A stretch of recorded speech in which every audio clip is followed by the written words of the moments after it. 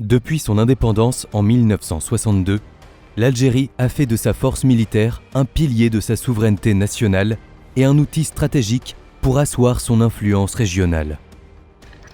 Deuxième puissance militaire d'Afrique, l'armée nationale populaire s'impose aujourd'hui comme un acteur incontournable du continent, aussi bien par son budget colossal que par la modernisation constante de ses équipements. Dans un contexte régional tendu, malgré une rivalité persistante avec le Maroc, l'Algérie ne cesse de renforcer ses capacités militaires. Mais est-ce que cela est suffisant ? Et quels sont les atouts de cette armée et comment s'inscrit-elle dans la dynamique géopolitique de l'Afrique du Nord ? C'est ce qu'on vous propose de découvrir dans cette vidéo.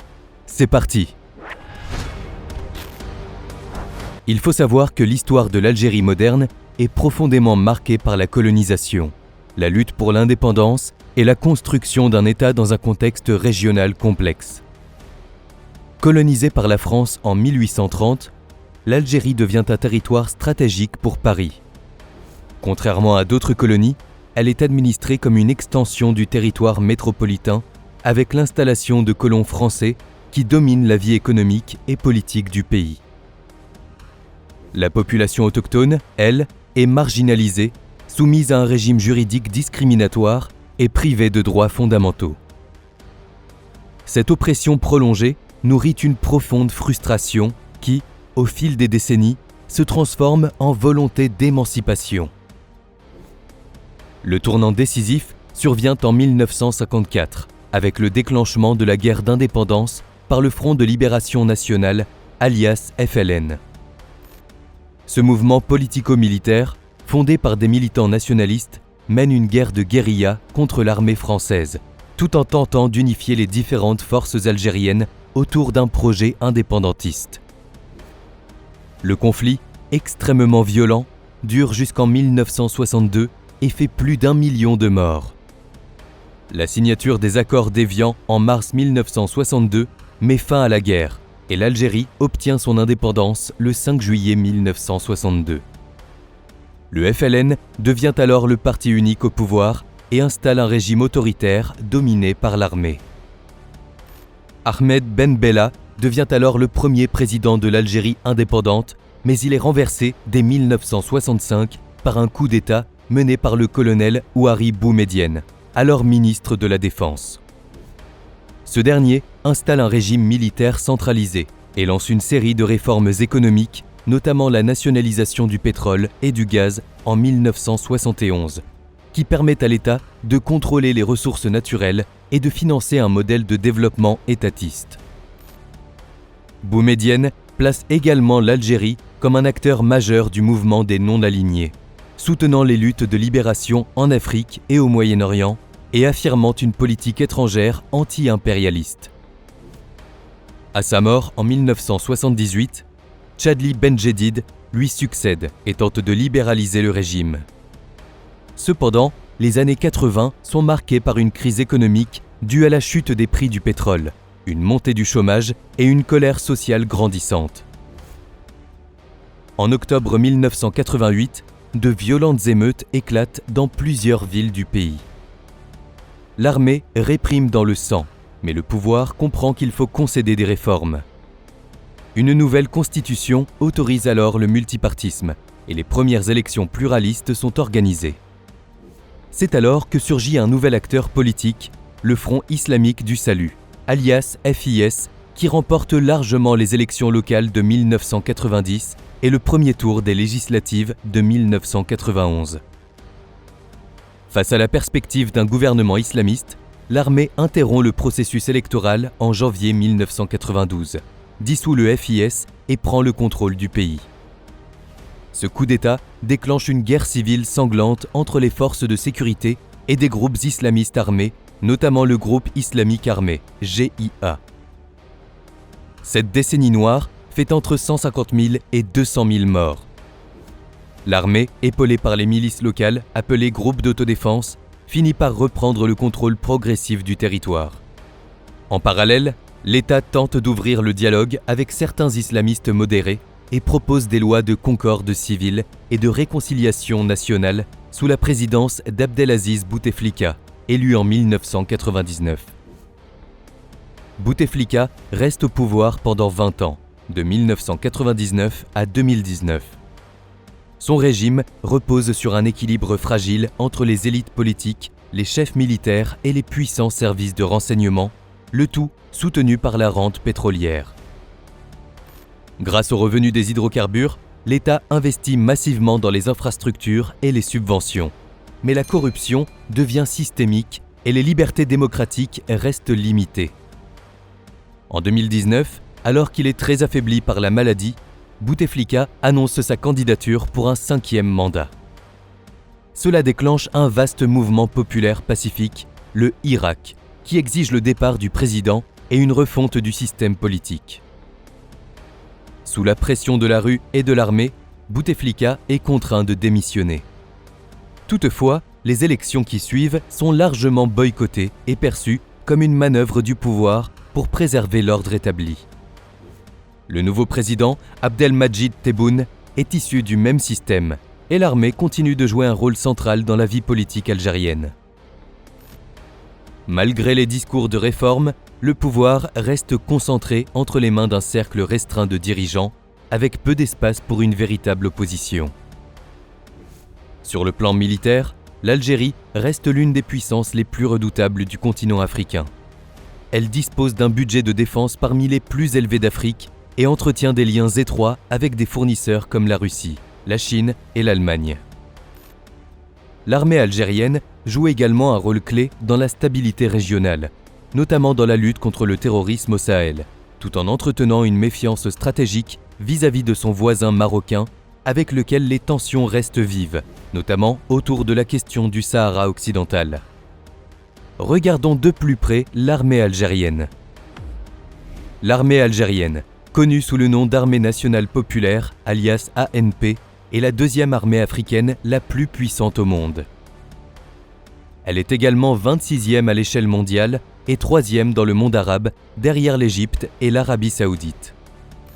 Elle bénéficie d'un budget conséquent. En 2023, son budget était de 18,3 milliards de dollars, soit un montant record dépensé par le pays en armement et équipement militaire, soit une augmentation de 76% par rapport à 2022, selon le dernier rapport du Stockholm International Peace Research Institute. Le pays a prévu de consacrer 23,05 milliards d'euros à sa défense en 2025, un budget en augmentation de 10% par rapport à 2024. À titre de comparaison, le gouvernement espagnol investira 22,22 milliards d'euros, soit 3,5% de moins que l'Algérie. Pourtant, le PIB de l'Espagne est de 1513 milliards d'euros en 2024 contre 214 milliards d'euros pour l'Algérie. Ce budget militaire fait de l'Algérie le premier pays africain en matière de dépenses militaires. Cette enveloppe permet d'entretenir un arsenal conséquent, dominé par des équipements russes, notamment des chars T-90, des systèmes de défense antiaérienne S-300, des hélicoptères d'attaque M-28 et une flotte de drones de reconnaissance ou d'attaque. Mais depuis quelques années, l'Algérie cherche à diversifier ses sources d'armement en se rapprochant de la Chine, de la Turquie, voire des États-Unis dans certains domaines techniques. Son effectif total est constitué de 465 000 hommes, dont 130 000 militaires actifs, 135 000 réservistes et 200 000 paramilitaires. L'ANP se divise en plusieurs branches principales: les forces terrestres, les forces aériennes, la marine nationale, la gendarmerie nationale et la garde républicaine. Les forces terrestres constituent la principale composante de l'armée algérienne. Elles constituent donc le noyau de l'armée, avec une organisation solide en brigades blindées, unités mécanisées et d'infanterie. L'armée de l'air algérienne est dominée par des avions d'origine russe tels que les MiG-29, les Su-30 et plus récemment les Su-57 de 5e génération. Ainsi, elle est dotée de 547 avions et 273 hélicoptères. La marine algérienne, quant à elle, est l'une des plus modernisées d'Afrique du Nord, avec plusieurs sous-marins de classe Kilo, des frégates modernes et des corvettes. Par exemple, la marine comprend 5 frégates, 6 sous-marins et 25 patrouilleurs. À cela s'ajoute la gendarmerie, force hybride entre police et armée, et la garde républicaine, unité d'élite chargée de la protection présidentielle. Ces dernières années, l'armée s'est beaucoup modernisée. D'ailleurs, elle investit dans la recherche scientifique pour améliorer ses capacités de défense. Cela passe notamment par le développement de ses drones. D'ailleurs, le pays a développé 2 types de drones, le El Jazair 54 et le El Jazair 55. Il s'agit de modèles modifiés et améliorés du Yabon United 40, mis en place par la société émirati Adcom Systems, spécialisée dans la fabrication de véhicules aériens sans pilote. Ils ont été testés pour la première fois avec succès en décembre 2018. Puis en avril 2019, l'armée de l'air les a utilisés en situation réelle pour détruire des casemates appartenant à des groupes terroristes. On peut aussi noter qu'un accord de vente a été conclu entre le commandement des forces aériennes algériennes et le groupe Turkish Aerospace Industries pour la fourniture de 6 drones. Cela lui permet de mieux se préparer en cas de guerre. La doctrine militaire algérienne est avant tout défensive. L'Algérie n'a pas de visée expansionniste, mais mise sur la dissuasion, la souveraineté et la sécurisation de ses vastes frontières. Les menaces sécuritaires proviennent en grande partie du sud, à cause de l'instabilité chronique du Sahel, des trafics transfrontaliers et des groupes terroristes actifs dans certaines régions montagneuses. L'armée est donc très impliquée dans la surveillance des frontières et la lutte antiterroriste, notamment dans le Sahara. Elle protège également les infrastructures stratégiques du pays, comme les installations gazières de Sonatrach, qui constituent le cœur économique de l'Algérie. Au-delà de son rôle sécuritaire, l'armée algérienne est aussi un acteur politique majeur.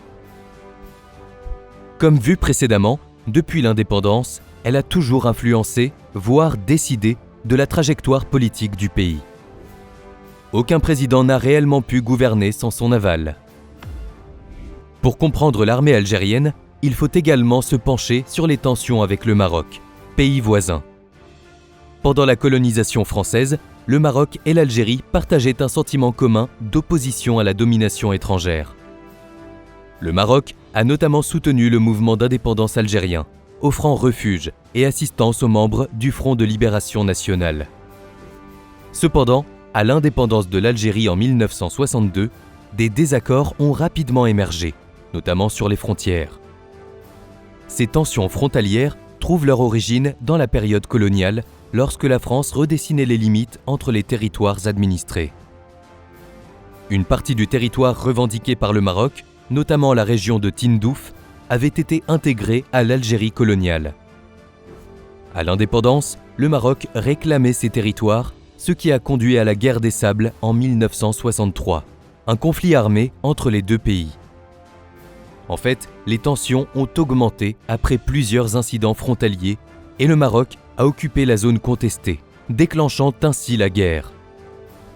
Par la suite, un cessez-le-feu obtenu grâce à la médiation de l'Organisation de l'Unité africaine, une organisation continentale à laquelle ont adhéré les 55 États membres qui composent les pays du continent africain. Ainsi, la frontière entre les 2 pays est restée inchangée. Un autre point de rupture est la question du Sahara occidental.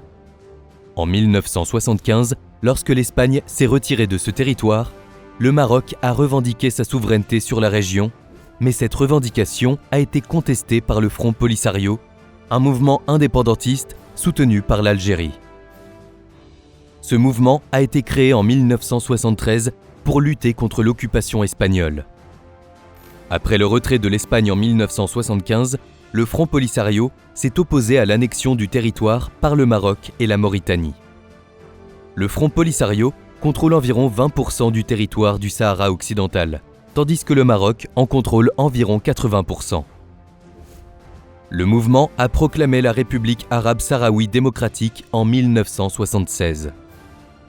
Le Front Polisario est soutenu par l'Algérie et reconnu par une trentaine de pays comme l'Éthiopie, le Vietnam ou encore le Mexique. Ainsi, l'Algérie considère le soutien au Front Polisario comme une défense du droit à l'autodétermination, tandis que le Maroc y voit une ingérence directe dans ses affaires intérieures.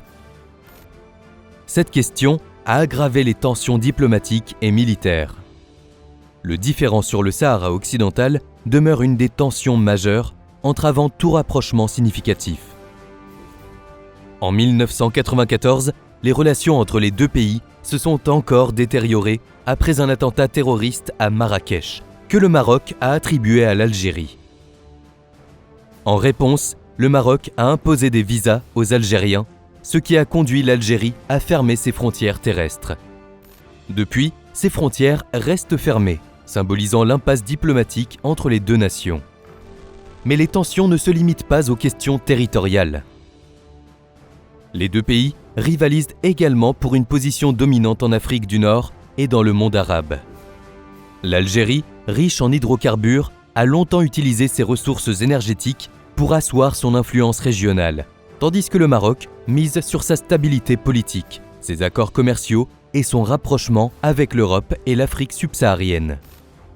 La normalisation des relations entre le Maroc et Israël en 2020 a également exacerbé les tensions.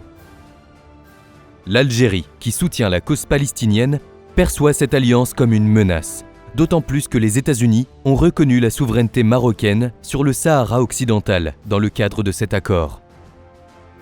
Par la suite, en 2021, l'Algérie a rompu ses relations diplomatiques avec le Maroc, accusant ce dernier de menacer sa sécurité nationale et de soutenir des mouvements séparatistes.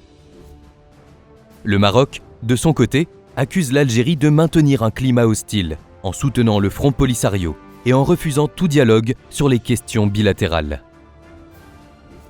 Regardons maintenant de plus près leurs armées, qui font souvent la une de l'actualité pour leur important réarmement ces dernières années. Dans ce contexte, une vraie course à l'armement a commencé entre les deux pays. Le 10 décembre 2020, Rabat a noué des relations diplomatiques avec Israël et approfondit leur coopération militaire et sécuritaire. Elle existait déjà avant, mais était restée assez discrète. Depuis lors, l'Algérie met les bouchées doubles pour concurrencer son voisin sur le plan militaire. Surtout que, selon l'Institut international de recherche sur la paix de Stockholm, Israël a fourni 11% des armes achetées par le Maroc en 2023. Ainsi, quelques années seulement après la normalisation de ses relations avec le Maroc, Israël s'est déjà hissé à la 3e place de ses principaux fournisseurs d'armes, derrière les États-Unis et la France. Cependant, il est important de noter que le Maroc souffre encore de faiblesses pour ses aéronefs, la guerre des mines, et elle ne dispose pas de sous-marins contrairement à ses voisins directs, l'Espagne et l'Algérie. Mais on peut noter que le pays est un futur producteur de drones militaires de technologie israélienne, ce qui inquiète Alger. En effet, la société israélienne Bluebird Aerosystems va officiellement lancer son unité de production d'aéronefs sans pilote au Maroc. Il faut savoir que le PIB de l'Espagne est 11 fois supérieur à celui du Maroc, qui est de 134 milliards d'euros en 2024, et pourtant son voisin du Sud a adopté un budget de 12,383 milliards d'euros pour sa défense en 2025. C'est 825 millions d'euros de plus qu'en 2024, ce qui représente une augmentation de 9% en un an. C'est aussi plus de la moitié de ce que dépense l'Espagne pour sa défense. Pour rappel, l'Algérie, elle, a prévu de consacrer 23,05 milliards d'euros à sa défense en 2025. Un budget en augmentation de 10% par rapport à 2024. À titre de comparaison, le gouvernement espagnol investira 22,22 milliards d'euros, soit 3,5% de moins que l'Algérie. Cela montre que le Maroc, comme l'Algérie, se réarme massivement. Ainsi, le Maroc consacre 10% de son PIB à ses armées, et l'Algérie encore davantage. D'ailleurs, ce dernier est le plus dépensier d'Afrique et aussi celui avec le plus grand déficit budgétaire, avec 21,8% du PIB en 2025, contre environ 3,5% pour le Maroc.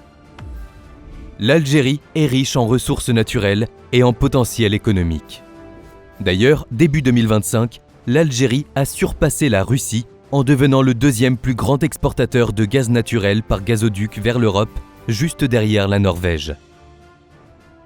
Avec une exportation quotidienne de 92,6 millions de mètres cubes, l'Algérie a consolidé sa position grâce à des infrastructures performantes comme le Transmed vers l'Italie, via la Tunisie et le Medgaz vers l'Espagne. L'Italie reste le principal client, absorbant 62,6 millions de mètres cubes par jour, tandis que l'Espagne maintient un volume stable de 30 millions de mètres cubes.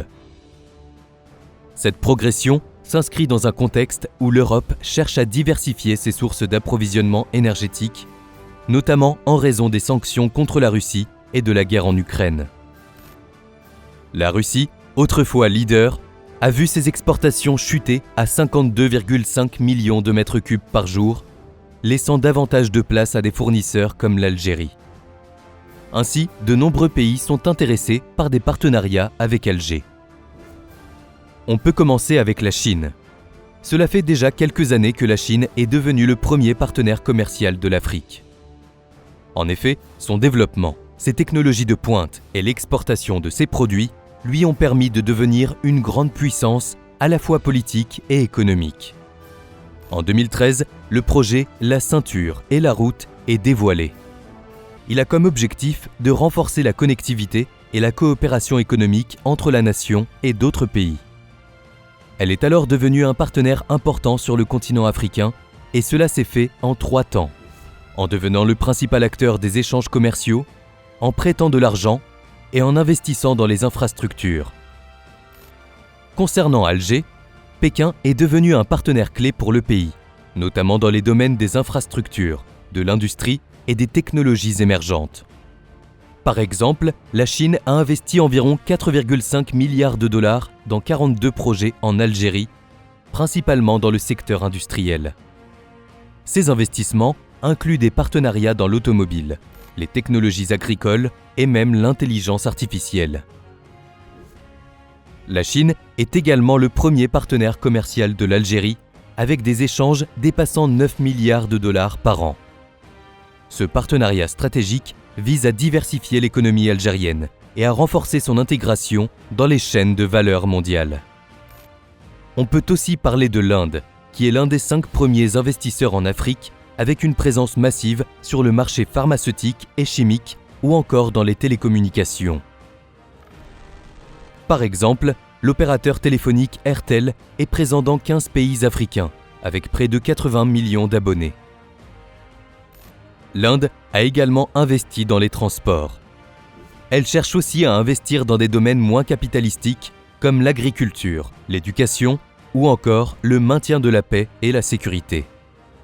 De plus, 42 pays africains ont reçu près de 12 milliards de dollars d'aide au développement indien, soit 38% de tous ces crédits accordés au cours des 10 dernières années.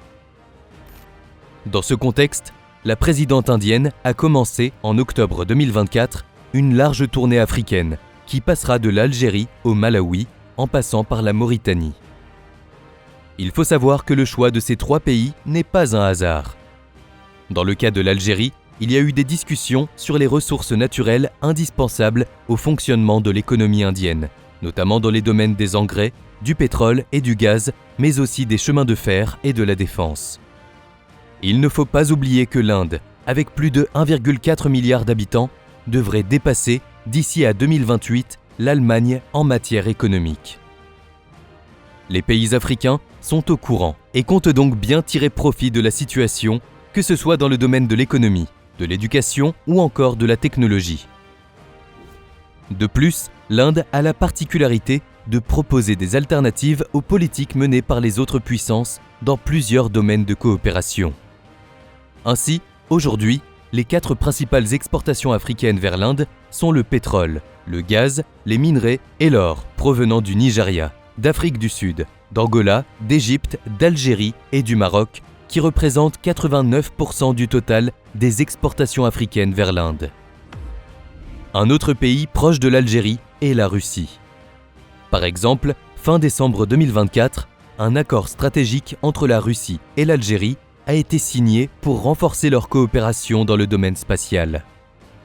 Cet accord, approuvé par Vladimir Poutine, vise à moderniser la flotte spatiale algérienne grâce à la fabrication et au lancement de satellites de communication sécurisés et d'espionnage par Roscosmos. L'accord inclut des avantages tels que l'exemption de droits de douane pour les biens importés et exportés dans le cadre de cette coopération. Il est valable pour une durée de 10 ans, renouvelable automatiquement par période de 5 ans. Ensuite, le 30 janvier 2025, les deux pays signent 9 accords et mémorandums d'entente à Alger dans le cadre de la 12e session de la Commission intergouvernementale mixte de coopération économique, commerciale, scientifique et technique. Ces accords visent à renforcer leur partenariat stratégique dans divers domaines. Cependant, tout n'est pas rose et les relations se tendent en février 2025 quand l'Algérie a exprimé son mécontentement face à la présence des mercenaires russes, notamment ceux du groupe Wagner, une organisation paramilitaire russe à ses frontières sud, principalement dans la région du Mali. Cette situation a suscité des tensions diplomatiques car l'Algérie considère cette présence comme une menace potentielle pour sa sécurité nationale. Les mercenaires russes, engagés dans des opérations militaires au Mali, sont perçus comme un facteur de déstabilisation dans une région déjà marquée par des conflits et des enjeux géopolitiques complexes. Il faut savoir que l'instabilité croissante au Sahel, exacerbée par l'influence russe, place l'Algérie dans une position géopolitique délicate. La présence de mercenaires russes, notamment ceux du groupe Wagner, dans des pays comme le Mali et le Burkina Faso, a renforcé les tensions dans la région. Ces mercenaires soutiennent des régimes militaires qui entretiennent des relations fluctuantes avec l'Algérie, ce qui complique les efforts d'Alger pour maintenir la stabilité régionale. De plus, la Russie a récemment renforcé ses liens avec le Maroc, notamment par un accord de pêche dans les eaux du Sahara occidental. Cet accord est perçu comme une reconnaissance implicite de la souveraineté marocaine sur cette région, ce qui va à l'encontre des positions algériennes et du Front Polisario. Au même moment, on apprend que l'Algérie a pris une décision stratégique en réorientant sa coopération militaire vers les États-Unis en réponse à l'influence croissante de la Russie dans la région du Sahel.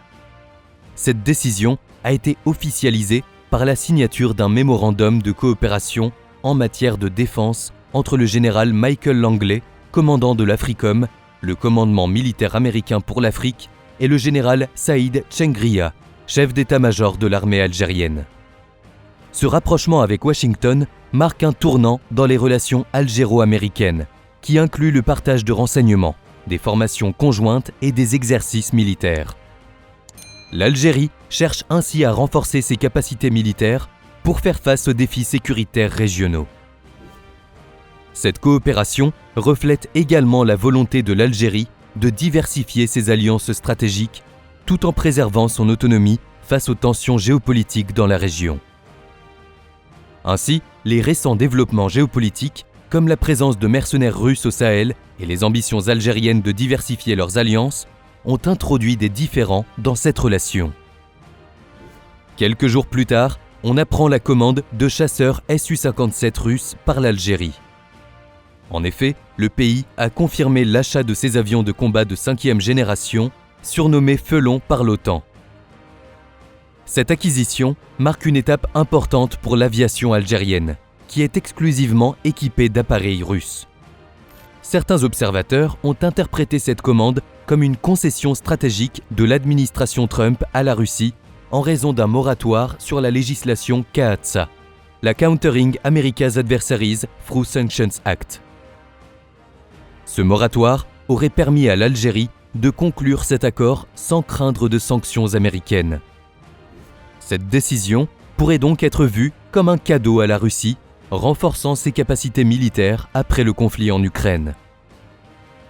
L'Algérie devient ainsi le premier client international du Su-57, consolidant son partenariat militaire avec Moscou. On peut également parler des relations entre la Turquie et l'Algérie, qui sont marquées par un partenariat économique, stratégique et culturel.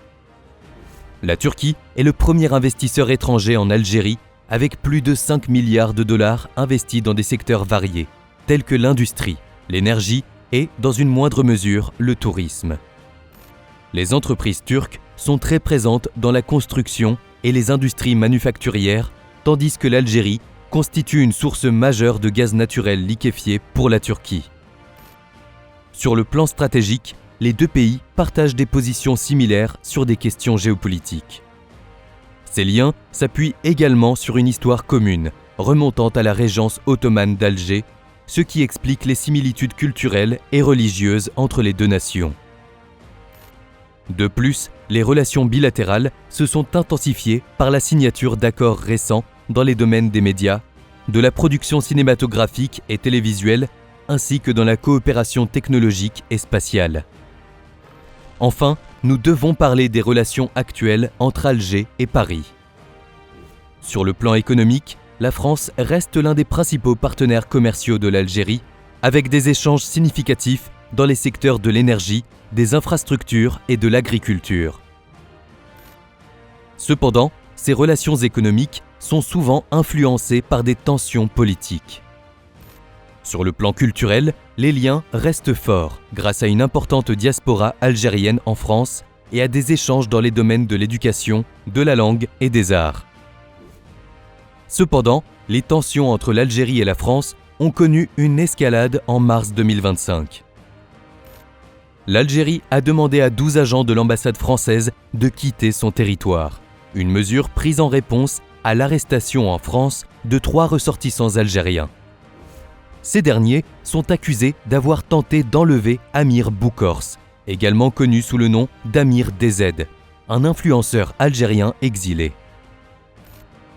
Cette affaire judiciaire a accentué les tensions diplomatiques entre les deux pays. Paris a qualifié cette expulsion de mesure disproportionnée et demandé à l'Algérie de revenir sur sa décision tout en menaçant de représailles.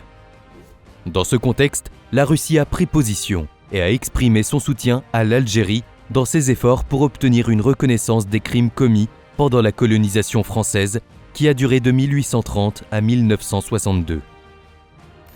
Maria Zakharova, porte-parole du ministère russe des Affaires étrangères, a déclaré que la Russie soutenait également les démarches algériennes visant à obtenir réparation pour les conséquences du colonialisme et du néocolonialisme.